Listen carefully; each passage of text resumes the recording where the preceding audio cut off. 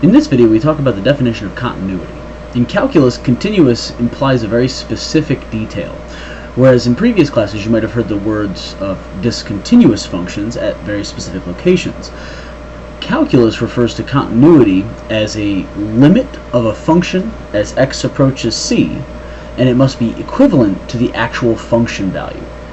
So, the idea is that we know a function is continuous if we're looking at the graph and we can say that the function itself from both sides, because we can't have a limit existing without both sides of the function equaling to the same exact location. And if there's a hole there, we know that there is no longer continuity in that concept. Because not only does the limit have to exist at that location, which this is true for, but that value at the limit has to equal to the function value at that location. So this hole has to be filled in for this function to be continuous. Which really just implies the concept that, again, if you have a discontinuous function, there is something that looks like a hole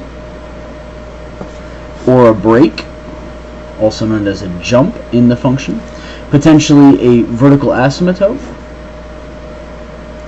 And all these specific appearing breaks in the graph imply that the limit from one side or the other, or both, doesn't exist, and or the limit itself doesn't equal to the function value at that location. So again, for any single point, if we don't have the limit from both sides equaling to the function value, then there's no way that this is a continuous function at that point. There are three main pieces to clearly identifying a continuous function at a very specific point. Number one, the function must have a value at x equals c. In other words, we simply must be able to plug c into the original function.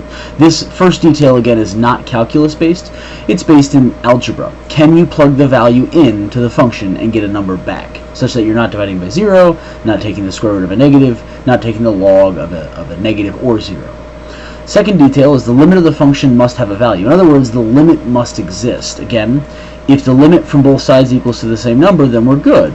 But if the limit coming in from one side is different than the other side, then the limit overall doesn't exist, and therefore section or part B fails in terms of a function being continuous. And lastly, the function value is equal to the limit value. So I must have f of c existing. I must have the limit as x approaches c of f of x existing. And then finally, at the last stage, both of those values must be equal to each other.